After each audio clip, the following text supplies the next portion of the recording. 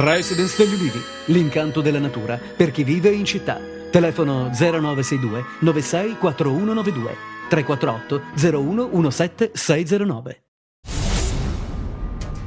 92 falsi braccianti sono stati denunciati dai carabinieri di Vibo Valentia e dagli ispettori dell'INPS per una truffa da 1 milione di euro. Le persone denunciate, con la complicità di un patronato e di un imprenditore, hanno dichiarato di lavorare come braccianti agricoli per incassare le indennità di disoccupazione e di maternità. I carabinieri hanno compiuto una serie di accertamenti durante i quali è emerso che i terreni indicati per l'attività dei falsi braccianti erano incolti da diversi anni.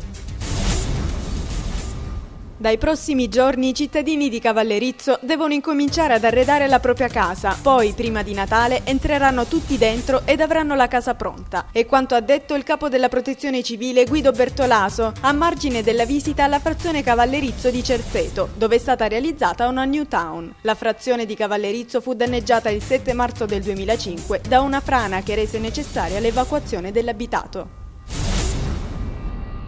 Garantire la legalità, un impegno per tutti, è questo il titolo della manifestazione organizzata dall'Agenzia per i beni sequestrati per il 24 settembre a Isola Caporizzuto. All'evento interverranno anche i ministri dell'Interno Maroni e della Giustizia Alfano, insieme al capo della Polizia Manganelli e al direttore dell'Agenzia Nazionale Morcone.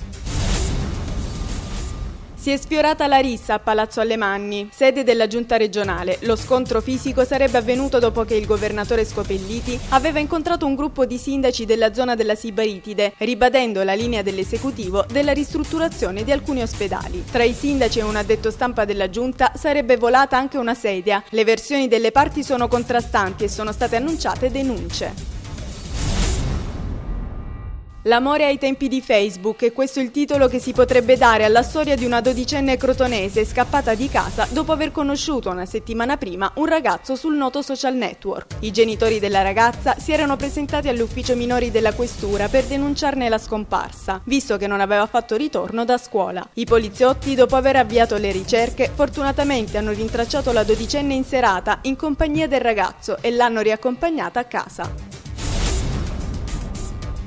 Potrebbe arrivare a costare oltre 106 milioni di euro la costruzione della nuova cittadella degli uffici regionali a Catanzaro. Lo ha affermato il presidente della regione Giuseppe Scopelliti, illustrando lo stato dell'arte dei lavori di realizzazione. Da un'opera che doveva inizialmente essere realizzata in cemento armato, ha detto, si è passati all'adozione dell'acciaio, un azzardo forte da parte della politica.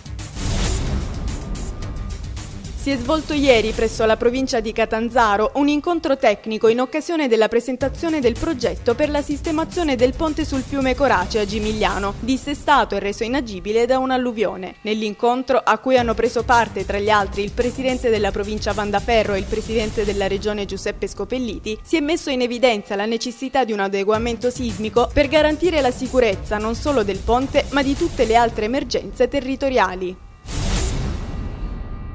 Si è presentata con l'intera famiglia e il premio della critica vinto nella nota trasmissione di Canale 5 Io Canto è Elvia Garofano, la dodicenne artista crotonese, nella conferenza stampa promossa ieri pomeriggio dall'assessore provinciale allo spettacolo di Crotone. Marino, dopo aver sottolineato il talento della ragazza, ha comunicato che la provincia la sosterrà anche nel proseguo del programma. Sono intervenuti anche i genitori della ragazza, Soraya e Salvatore, il fratello James e l'insegnante di canto Paola Cortese.